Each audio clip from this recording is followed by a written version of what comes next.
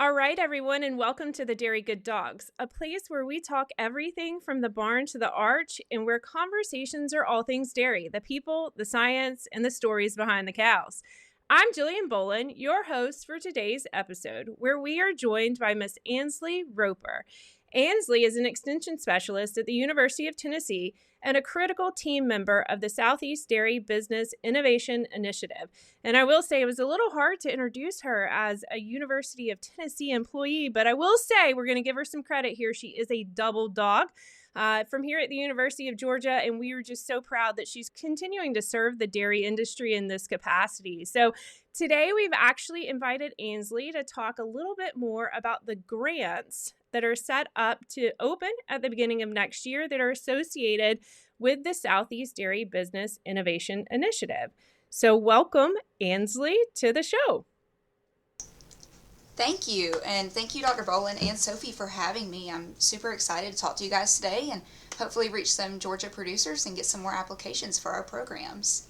Yeah, I can't tell producers enough how important these opportunities are.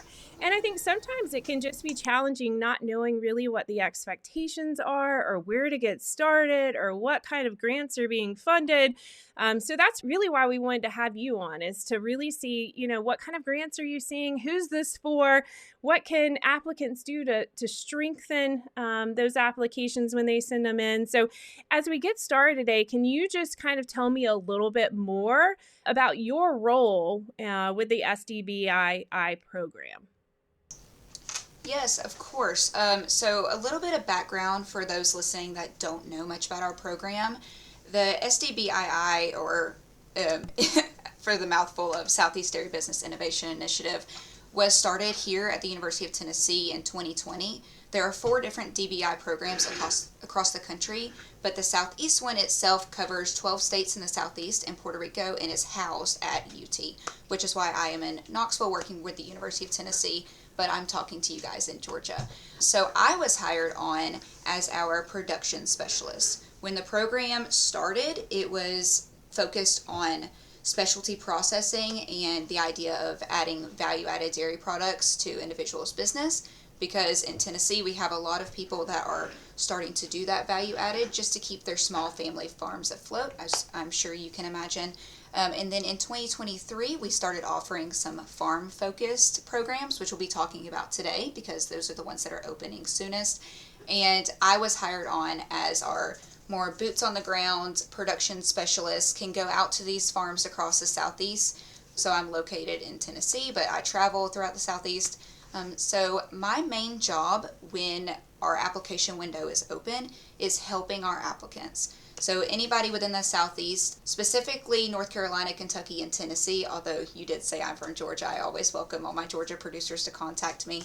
They can send me their applications. I can look them over before submission, and I can just give a overall look through before it hits our reviewers. Yeah, that's great information. Again, serving such a critical role for us here in the Southeast. And we'll certainly link in the SDBI grants page when we publish this episode so that producers can see what states are covered by that.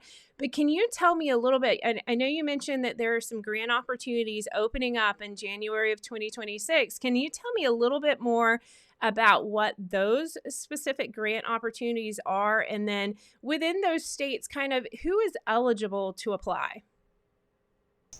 Yeah. So starting January 1st, our Farm Infrastructure Improvement Grant and our Precision Technology and Management Grants will be open.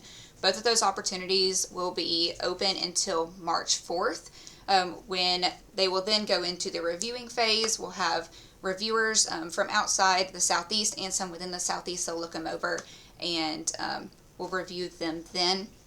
But each one of these, they are open to any licensed and permitted dairy businesses within the Southeast. So I did mention we have a couple that are processing focused. Those actually just passed in the fall. So these are more focused towards dairy producers. So anybody that has a permitted dairy business is making raw milk, selling it to a co-op, things like that. Within the Southeast, they're eligible to apply. So when you look at these projects that are set to open for this upcoming cycle, or these grants that are set to open, what's kind of the scope of projects that you've seen funded? I mean, I think that's where a lot of producers are tripped up, is saying, what can I apply for? What are they kind of looking for? So what have you seen that's been successful in these grants in the past? Yeah, that's a great question. For our farm infrastructure improvement grants specifically, we have seen anything from people purchasing new TMR mixers, water beds for the cows, bulk tanks, pretty much anything that is pre-pasteurization on the farm that doesn't involve that, quote, smart technology. When it comes to our precision tech grant that is also opening in January, that's when we start to see our automatic takeoff units, any fans and sprinklers that are sensitive to temperature and are automatic. Of course, we have our robots, our robotic milkers that are purchased with this grant, and calf feeders as well fall into that. And I know you mentioned that you are going to be linking in our website when you post this podcast. There is also a page on our website I did want to point out that is under the business grants tab on the top menu bar, and it has every previously funded project that we have ever awarded. So producers, if you're interested in looking to see what other people have gotten with these grants, all of them dating back to 2020 are on this website, so you can see who was awarded, what state they were in, and what exactly they used those award funds for.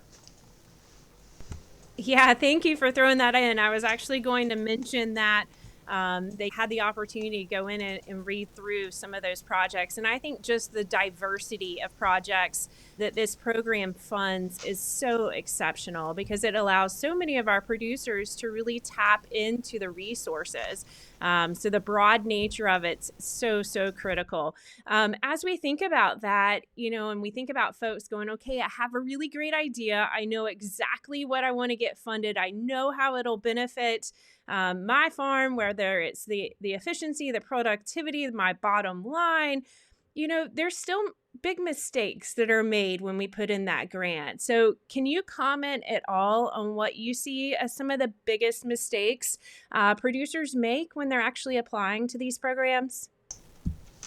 Yeah, so first, I should have mentioned this in our last question, but there are some things that we cannot pay for, which are often overlooked when we see applications come in. So we can't pay for a vehicle itself. We couldn't pay for, say, a truck, but we could pay for that TMR mixer that I just mentioned. We also cannot pay for any construction, so pouring any concrete. That's just per the USDA AMS guidelines. But all of the equipment itself is completely fair game. We also have some unallowable and allowable cost sheets that are on our website that'll be linked in, that any producer can read through, make sure that what they are applying for is eligible for the grant. But as far as mistakes with the actual application, most often I see that even though the application is open from January to March, we'll have a ton of applicants that'll wait until the end of February or even those last few days before the application is due to start that application. And at that point, technical support providers don't necessarily have the time to be able to review that before submission, and it seems kind of rushed. So I would definitely recommend that if anybody's interested in these grants, you get started on them sooner rather than later. Yeah, and that's what I've kind of heard, is at the beginning, you guys almost go through them and look for some of these major issues, and that some of those issues can kind of get your grant thrown out right from the onset. Is that pretty accurate, especially if I include an unallowable expense? Right. Yeah, so we will go through each grant. It's required that they submit a budget form, which is it should be an itemized list of everything that they'll be purchasing with grant funds, and then also with the matching funds that are a requirement. And there's also a section on there for non-grant funds. So if you were to apply for maybe a bulk tank and you needed to pour some new concrete in your milk room, that would go on that side. However, if we see that there is concrete in the requested funds section, that is an automatic red flag to us. That is such great information, because the last thing you want to do is put in all this work and effort and then have it thrown out for something like that. So good to encourage producers to make sure that they look through that list of allowable and unallowable expenses before they even apply to this. And as we talk about that application process, I mean, we know that time is so limited on the farm. It's hard enough to get done everything you need to get done in a day, if you even can get it done in a day. And then, even though this is a really great resource, finding the time to actually sit down and write a grant or even read through some of the parts and pieces that are necessary for this grant program can be difficult. So, outside of your website and some of the resources provided on there, can you give producers any kind of additional resources? Maybe that's grant writing, anything like that that might be useful as they kind of go through this process? Yeah, so there are grant writers all around the Southeast. We work with a lot of them that are actually based out of Florida. However, when it comes to grant writing, our reviewers do not see that a grant is written by a grant writer. So I wouldn't necessarily say that it is necessary to have a grant writer. That's a question that we get a lot. Or, hey, I can't afford a grant writer for this round. They're going to charge me too much. I guess I'm just not going to apply. And that's not exactly accurate with our program, just because the reviewers review their grants based on the content alone. I do know that Georgia Milk Producers has partnered with Lasso, and I think that they are able to help with these. I have talked to Bryce a little bit about that, and I think that they would be a great resource. But away from the website, I'm not sure how many people know this, but there are several people, including myself, that are employed solely through SDBII. So during that application window from January to March, there are those of us all across the Southeast that our sole job is to help the applicants. I think I mentioned this in the beginning when I was talking about my role, and because it's an important part of my job, that's why I was hired. So the biggest resource and the most important that I want to point out to producers is to use your technical support providers. So in Georgia, your technical support providers will technically be from North Carolina State University. There's Brittany Whitmire and Dr. Stephanie Ward. However, as you said, I am a double dog. I always encourage our Georgia producers to reach out to me too if they want to. I'd be happy to help. But there are 8 of us, I believe, that this is all we do during that time. So we have a lot of people that don't fully understand that we are here to help them, and they may not reach out until after they hit that submit button and just say, hey, when will we hear back? What's the process look like? But we're also here during that application. So that would be my number one resource that I'd like to let the producers know about, is that we are here for you guys. Yeah, that one's actually really good, because I don't think sometimes they know exactly all of the resources that are out there for them, especially those of you that are boots on the ground, that have seen the applications come through, know what those kind of tricky spots are, or maybe where some people fall through a loophole with the application process. So I think that's a really great piece of information, is to tell these producers to reach out to you all that are involved in this project all throughout the year, maybe different parts of the grants, but really, really great resources. And of course, anybody within extension within your state's a great resource, but these folks that are dealing directly with these grants, those are your go-to people. And as we talk about this, if I'm applying for a grant, I get really excited. It's almost like the second I hit that submit button, just sit around anxiously awaiting a decision. So can you kind of tell me, what are the expectations, whether I apply in January or apply there at the very last minute? What are kind of the expectations on when I can hear back from you all on whether I received the grant or not? That is an excellent and kind of complicated question. So even though our applications are open from January to March, when that final day hits March 4th at 5 o'clock Eastern time, it's not a rolling grant decision program. So if it closes March 4th, we'll go through them, and probably March 6th, they'll be assigned to reviewers then. We'll give them anywhere from 4 to 6 weeks, just depending on how many grants or how many applications we have had come through, which I will note that this is a very competitive grant round. We can see anywhere from 120 to 160 applications for these grants that are opening in January.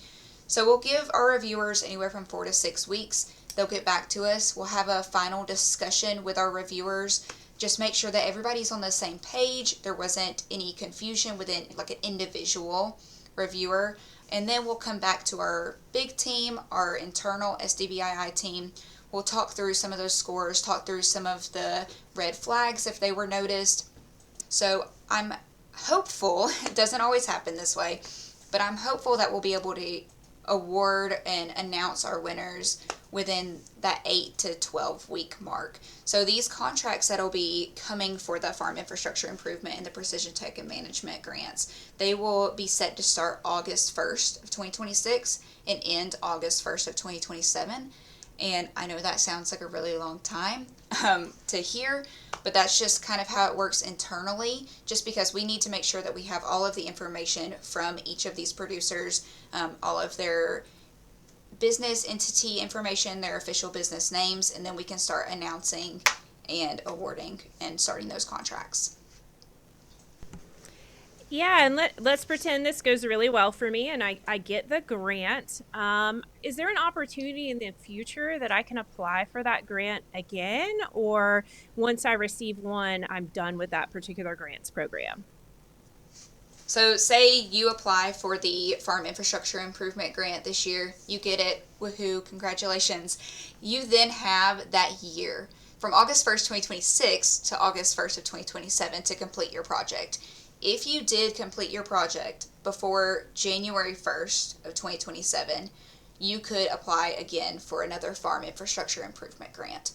So we will allow multiple grants to be open by the same producer or operation if they are different grant programs. Does that make sense? Yeah, so basically, let's pretend that I wanted to do one of these that it's opening in January that's more of the farm infrastructure. And I'm also doing some on-farm processing. I can possibly apply in fall for a different grants program. Yes, exactly. So we would just have to make sure that that grant is, if you wanted to apply for not the processing, but another infrastructure in the following January, you just have to make sure that that is completely closed with the SDBII staff team. But you could have multiple grants of different types open.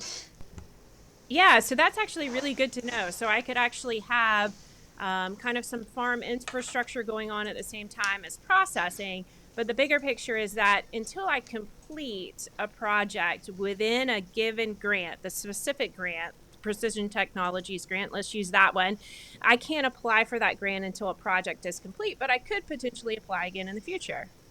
Yes, exactly. Yeah, so that's actually really good news because I think some people also believe, that if I've applied for this program, I'm kind of done with it. But that's great news to know that I can come back if I've got new projects that I believe will really benefit my operation. As we think about this, we always, of course, hope for the best, but sometimes that doesn't come back to us. So let's pretend that I have not received the grant that I just applied for. Is there any kind of advice? Do you think I scrap the idea and start something new?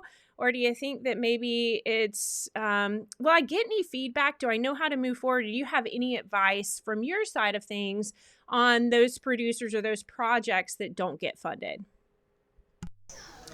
Yeah, another great question. So when we send out the emails, they'll be sent through our grant portal called Foundant. And the emails that say if your grant was accepted or denied, those denial emails will actually have some feedback for you that are from the reviewers.